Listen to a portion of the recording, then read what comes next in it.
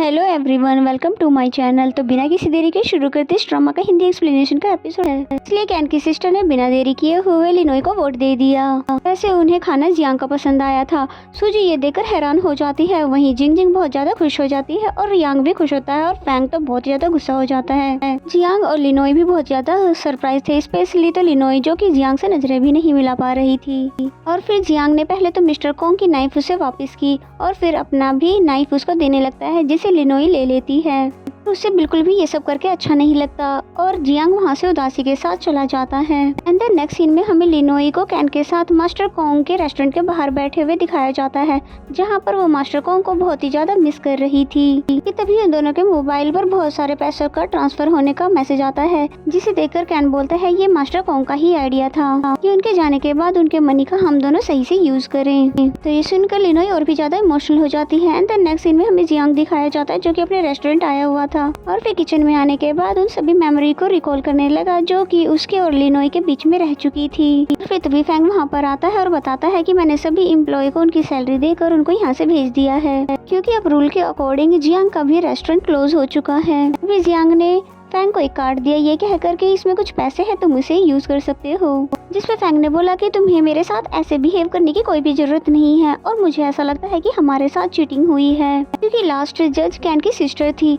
जिस पे उसने कहा मुझे ऐसा नहीं लगता कि लिनोई जीतने के लिए चीटिंग करेगी। फैंग कहता है वो हमारे साथ ऐसा कर नहीं सकती, लेकिन फैंग मांगता नहीं है, कहता है जरूर हमारे साथ कुछ तो गड़बड़ हुआ है। ये उसने इस बारे में मीडिया वाले को इन्फॉर्म कर दिया, जिसकी वजह से जैसे ही लिनोई अपने रेस्टोरेंट के बाहर आती है तो वहाँ पर सभी ने उसे घेर लिया। फिर पूछने लग जाते हैं क्या आपने वाकई ही इसमें चीटिंग की है। और उन सभी की बातें सुनकर लिनोई बहुत ही ज्यादा हैरान हो जाती है कि ये सभी लोग भला ऐसा क्यों कह रहे हैं।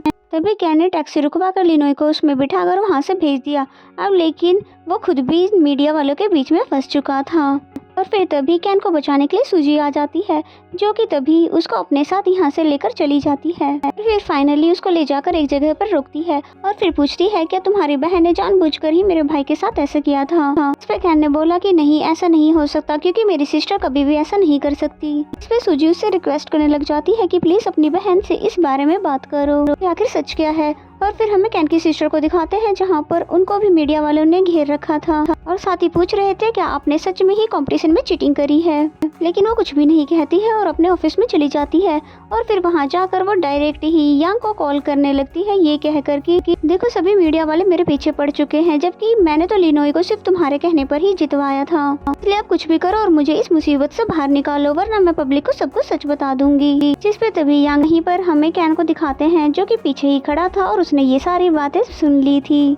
और उसके बाद फिर वो अपने सिस्टर के सामने आ जाता है और फिर पूछता है कि भला आपने ऐसा क्यों किया। जिस पे उसकी सिस्टर ने बोला क्योंकि मुझे अपनी कंपनी को बचाना था। और फिर तभी उसको एक फाइल देती है और बोलती है कि हमारी कंपनी बहुत ही जल्दी बर्बाद होने वाली है, इसीलिए मुझे अपनी कंपनी को बचाने के लिए ये सब करना पड़ा, क्योंकि यांग पे मुझे पूरा भरोसा है कि वो हमारी कंपनी को बचाने के लिए जरूर हेल्प करेगा। अपनी सिस्टर की ये बातें सुनकर कैन बिल्कुल खामोश हो जाता है। एंड देन फिर वो लिनोई के पास जाता है, जहाँ पर लिनोई बहुत ही ज्यादा उदास बैठी हुई थी और साथ ही वो सोच रही थी क्या सच में मैं चीटिंग से जीती हूँ। तभी लिनोई ने कैन से पूछा क्या तुमने अपनी सिस्टर से बात किया, जिस पे उसने झूठ बोल दिया कि हाँ मैंने अपनी सिस्टर से बात किया था, कि उन्होंने कुछ भी चीटिंग से नहीं किया है, बल्कि उन्हें तुम्हारा डिश पसंद आया था और बिल्कुल फेयर तरीके से ही तुमने इस कॉम्पिटिशन को जीता है। तो ये सुनकर लिनोई खुश होती है और फाइनली उससे रिलैक्स फील होता है। लेकिन कैन अब बहुत ही ज्यादा परेशान है, क्योंकि उसने पहली बार अपनी बेस्ट फ्रेंड से झूठ जो बोला है। एंड देन जियांग को दिखाते हैं, जो कि अपने सभी एनिमीज और अपने फ्रेंड्स के फोटोज को जला रहा था, लेकिन वो लिनोई के फोटो को जला नहीं पाता, बल्कि उसको अपने पास रख लेता है। तभी वहाँ पर सूजी आ जाती है और जियांग को सारी सच बता देती है, वही मास्टर कोंग वाला, कि पास्ट में कैसे मास्टर कोंग ने उसके कहने पा था। तो ये सब सुनकर जियांग बहुत ही ज्यादा हैरान हो जाता है और फिर दिखाते हैं कि वो बैठकर डिटेल्स में उसको सारी बातें बता रही थी। फिर कहती है इन सब के पीछे सारा कसूर सिर्फ मेरा ही है और ना ही मैं उनको मना करती, ना ही आपकी उससे दुश्मनी होती और ना ही लिनोई आज आपकी नाइफ को सीज करती। फिर जियांग सूजी को चुप कराने लग जाता है, ये बोलते हुए कि कोई बात नहीं, इसके लिए तुम रो मत। एंड देन नेक्स्ट सीन हमें नेक्स्ट डे का दिखाया जाता है। जैसे ही लिनोई अपने रेस्टोरेंट आती है तो उसके दरवाजे पर कुछ उल्टी सीधी बातें लिखी हुई थी और फिर तभी एक मिस्टीरियस सा पर्सन लिनोई पर हमला कर देता है, जिसे टाइम पर आकर जियांग उसे बचा लेता है। लेकिन लिनोई को बचाने के चक्कर में जियांग के फोरहेड पर उस बंदे ने बोतल मार दिया। लिनोई परेशान हो जाती है कि कहीं तुम्हें चोट तो नहीं लग गई, जिस पे जियांग ने बोला कि तुम्हें मेरी फिक्र करने की कोई भी जरूरत नहीं है और ना ही मेरे पीछे आने की, और फिर ये कहकर वहाँ से चला जाता है।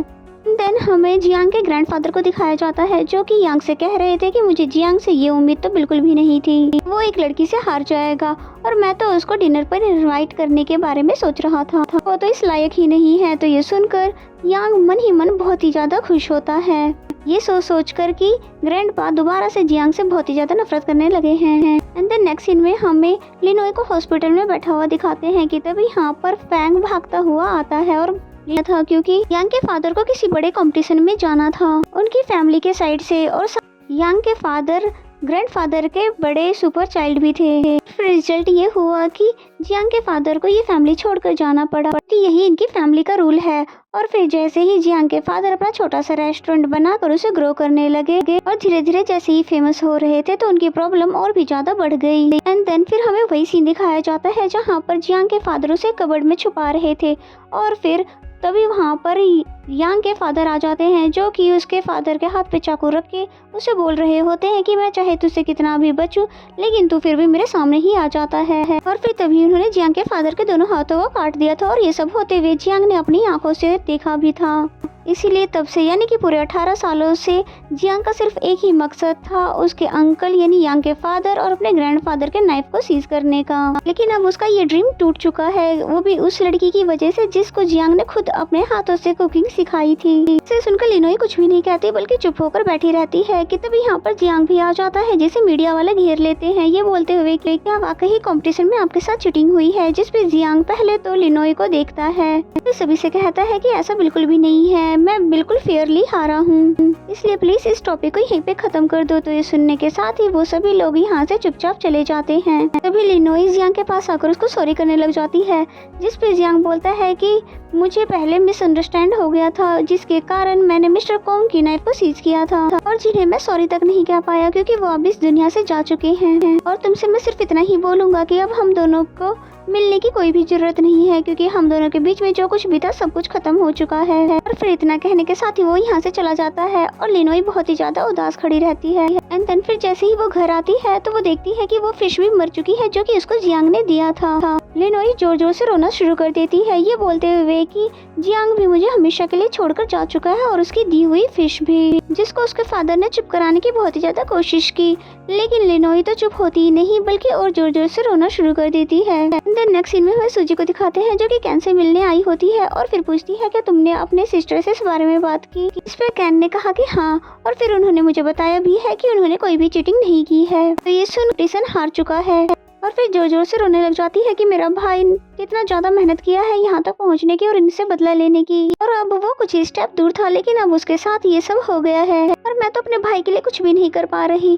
तभी कैन उसको आकर चुप कराने लगता है। मेरा कैन बहुत ही ज्यादा शर्मिंदा है क्योंकि उसे अपनी कंपनी बचाने के लिए अपने ही दोस्तों से झूठ बोलना पड़ रहा है। And then next scene morning का दिखाया जाता है, जहाँ पे रेस्टोरेंट में लिनोई के बाद जैसे ही घर पर आती है तो वो ये देखकर बहुत ज्यादा हैरान हो जाती है कि उसके डैड बिल्कुल सेम वही फिश लेकर आ चुके हैं जो कि मर गई थी। इसीलिए ये देखकर लिनोई को फिर से एक उम्मीद जाग जाती है कि जरूर मैं इसी तरह जियांग को वापस ला सकती हूँ, और फिर तभी भागते हुए जियांग के पास जाने लग जाती है, उन सभी मोमेंट्स को याद करते हुए जो कि इन दोनों के बीच रह चुकी है, कि कैसे जियांग ने हमेशा उसे प्रोटेक्ट किया है और उसे बहुत ही ज्यादा प्यार किया है। और फिर जैसे ही जियांग की डोर की बेल को बजाती है, लेकिन कोई भी डोर को खोलता ही नहीं, और फिर खुद से ही पासवर्ड डालने लग जाती है, लेकिन पासवर्ड भी जियांग ने चेंज कर दिया था, इसीलिए डोर ओपन नहीं होता है। इसलिए वहीं पे खड़ी होकर बहुत ज्यादा उदास होने लग जाती है, क्या सच में अब जियांग मुझे हमेशा के लिए छोड़कर जा चुका है। और फिर हमें नेक्स्ट सीन में दिखाया जाता है एक बहुत ही बड़े शेफ को, जिनका नाम मिस्टर चाओ है,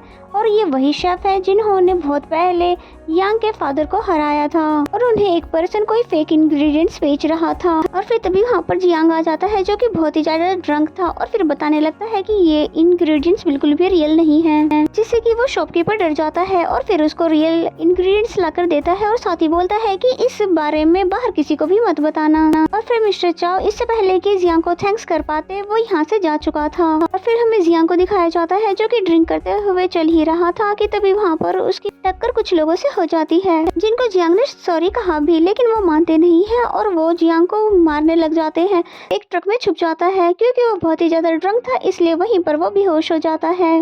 और वो सारे लोग जियांग को ढूंढने के लिए आते हैं, लेकिन जियांग उनको कहीं भी नहीं मिलता, तो वो फिर चले जाते हैं। और फिर तभी सीन दिखाया जाता है जहाँ पर जियांग को उसी पर्सन ने उठाया था जिसकी जियांग ने कल हेल्प की थी, यानी कि मिस्टर चाओ, जो कि पूछते हैं कि तुम यहाँ पर कैसे। फिर जियांग जैसे ही उठता है तो उसके होश उड़ जाते हैं उस पूरी जगह को देखकर। आखिर मैं आ कहाँ गया हूँ, वो भी शहर से इतना ज्यादा दूर। और फिर इसी सीन के साथ ये एपिसोड यहीं पे खत्म हो जाता है।